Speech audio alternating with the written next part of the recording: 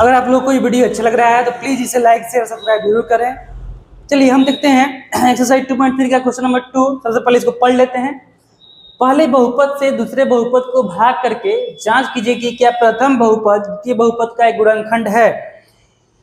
पहला बहुपद यहाँ पे जो दिया गया है t² - 3, इससे भाग करना है दूसरे बहुपद को 2t⁴ plus 3t⁴ - 2t⁴ -9t - 12। इसको इससे भाग करना है और पता करना है क्या पहला जो बहुपद दिया हुआ है इस दूसरे बहुपद का वह गुणनखंड है या नहीं। तो इसके लिए हमको भाग देना पड़ेगा। तो चलिए भाग देते हैं और पता करते हैं कि क्या t⁻² - 3 दूसरे बहुपद का गुणनखंड है या नहीं। तो सबसे पहले इसको हम लोग लिख लेते हैं 2t⁴ plus 3t⁵ minus 2t⁴ -9t - 12। ठीक है, इसको भाग देना है। किससे भाग देना है? पहले बहुपद से। तो पहला बहुपद को भी यहाँ पे लिख लेते हैं। पहला बहुपद है t⁻² - 3 t⁻² - 3। अब इसको भाग दे देते हैं। तो सबसे पहले t⁻² है, यहाँ पे t⁻4 है। तो t⁻2 को t⁻4 बनाने के लिए क्या करना पड़ेगा? t⁻2 से मल्टीप्लाई करना पड़ेगा। साथ ही यहाँ पे 2 है तो यहाँ पे हम मल्टीप्लाई कर देते हैं। t⁻2 - 3 को सबसे पहले हम मल्टीप्लाई कर देते हैं इंटू 2t⁻2 से।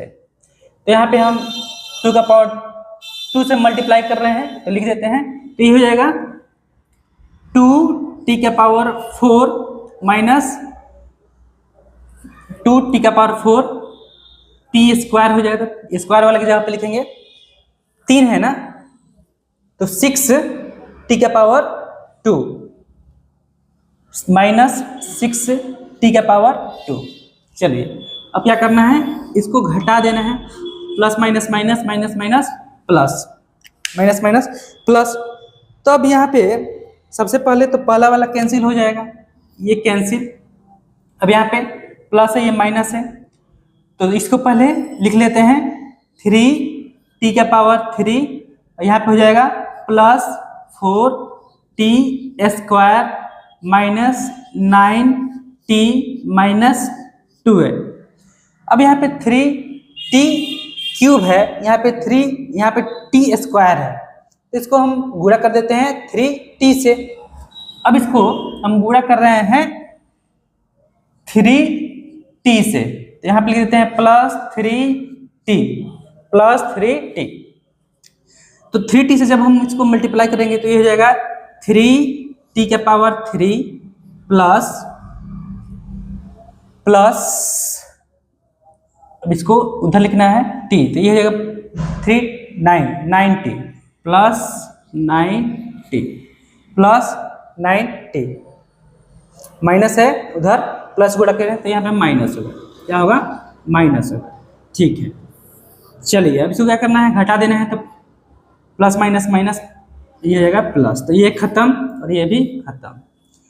अब बच गया यहाँ पर 4t² - 12 4t² - 12। तो क्या हम इसको 4 से मल्टीप्लाई कर दें? ठीक है, अब इसको हम मल्टीप्लाई कर देते हैं 4 से। किस चीज से? 4 से, प्लस 4 से। तो यहाँ प्लस 4 लिख दिए। अब प्लस 4 तो यहाँ पे हो जाएगा 4t² - 12। अब क्या करना है? कुछ नहीं करना है, घटा देना है। माइनस ये हो जाएगा प्लस, तो ये भी खत्म और ये भी खत्म। यहाँ पे शेषफल आ गया 0। शेषफल आ गया क्या? 0। तो हम लिख सकते हैं यहाँ पर, क्या लिख सकते हैं? चूंकि पहले बहुपद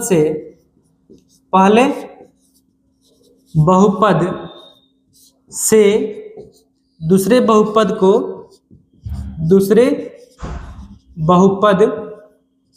को भाग देने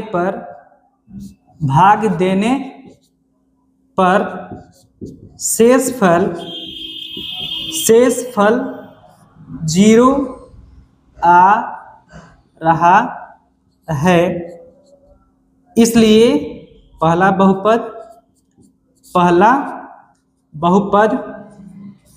दूसरे बहुपद का पहला बहुपद दूसरे बहुपद का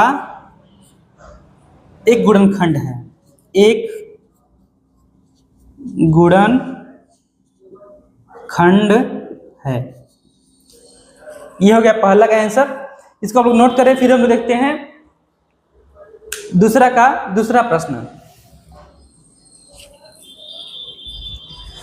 एक्सरसाइज 2.3 का दूसरा प्रश्न हम लोग देखते हैं। पहले बहुपद से दूसरे बहुपद को भाग देकर के देखना है क्या उसका गुणनखंड है या नहीं। तो यहाँ पे दूसरा बहुपद लिख लेते हैं पहले 3x का पावर 4 प्लस 5x का पावर 3 माइनस 7x का पावर 2 प्लस 2x प्लस 2, ठीक है। और इसको x का पावर यहाँ पर 2 प्लस 3x प्लस 1। चलिए इसको भाग दे करके देखते हैं। सबसे पहले x का पावर 2 प्लस 3x और क्या है प्लस 1। चलिए इसको यहाँ पे है 3x का पावर 4, यहाँ पे है x का पावर 2, तो हमको गुणा कर देते हैं 3x का पावर 2 से। तो सबसे पहले 3x का पावर 2 से हम मल्टीप्लाई कर देते हैं। 3x का पावर 2 से मल्टीप्लाई करने पर यहाँ पर जाएगा 3x का पावर 4, 3x x का पावर 2, तो यहाँ पे हो जाएगा 3 9 प्लस 9x का पावर 3, उसके बाद से है प्लस 1, तो यहाँ पे हो जाएगा प्लस 3x का पावर 2।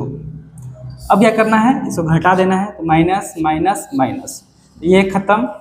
अब ये हो जाएगा आपका माइनस 4x का पावर 3, यहाँ पे हो जाएगा माइनस माइनस प्लस माइनस जुड़ जाएगा, साइन रह जाएगा 10x का पावर 2, बाकी को उतार देंगे प्लस 2x प्लस 2।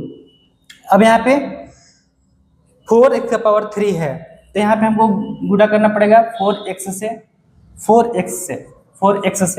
पहले किए थे हम किससे, 3x का पावर 2 से, अब प्लस 4x से कर रहे हैं, है ना। तो ये हो जाएगा माइनस 4x से करना पड़ेगा क्योंकि ऊपर में माइनस है, माइनस 4x, तो ये हो जाएगा माइनस 4x का पावर 3, ये हो जाएगा आपका माइनस 4, तो 12x का पावर 2 माइनस 12x का पावर 2, और ये है आपका 4x, है ना, तो माइनस 4x।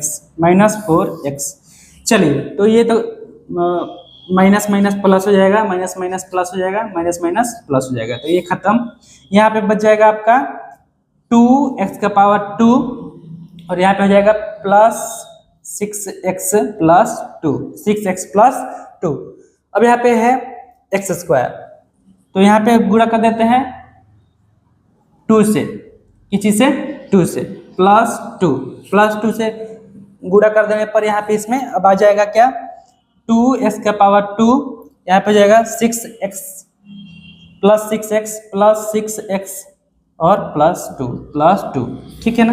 अब क्या घटा देना है, माइनस माइनस, ये भी खत्म और ये भी खत्म। शेषफल क्या आ जा रहा है, 0 आ जा रहा है। तो इसमें भी क्या करना है, इसमें भी हम लोग लिख देंगे, क्योंकि पहले बहुपद से दूसरे बहुपद को भाग देने में शेषफल 0 आ रहा है, अतः पहला बहुपद दूसरे बहुपद का एक गुणनखंड है। अतः पहला बहुपद दूसरे बहुपद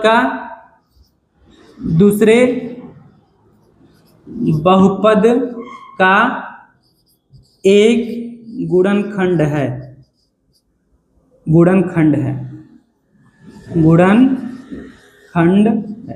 चलिए बहुत अच्छा। अब हम लोग कर लेते हैं एक्सरसाइज 2.3 का दूसरा का तीसरा प्रश्न। अब हम देखते हैं एक्सरसाइज 2.3 का दूसरा का तीसरा प्रश्न।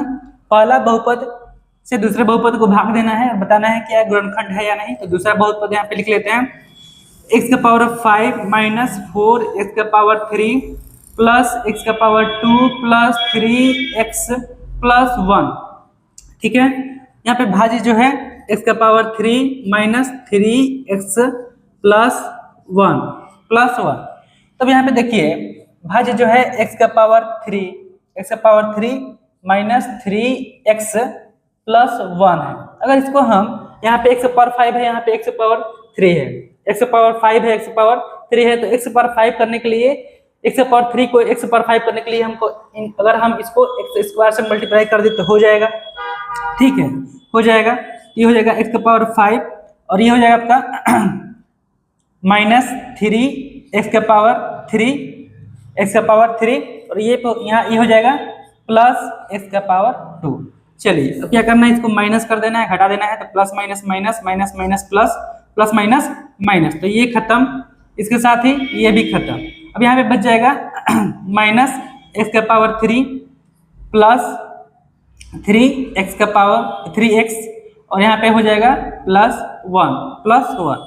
अब यहाँ पे प्लस है तो इसको माइनस करने के लिए अगर हम इसमें माइनस एक्स से मल्टीप्लाई कर दें, माइनस 1 से मल्टीप्लाई कर दें, किससे, माइनस 1 से, तो ये हो जाएगा, माइनस एक्स का power 3 minus minus plus 3x और ये हो जाएगा माइनस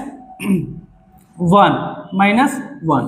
ठीक है, अब क्या करना है, कुछ नहीं करना है, घटा देना है, plus minus minus minus plus plus minus minus minus minus plus, तो ये खत्म, ये भी खत्म, प्लस प्लस यहाँ पे 2, तो यहाँ पे शेष फल आ जा रहा है, शेष फल आ जा रहा है, कितना आ जा रहा है, 2 आ जा रहा है। इसलिए हम लोग बोल सकते हैं चूंकि पहले बहुपद से दूसरे बहुपद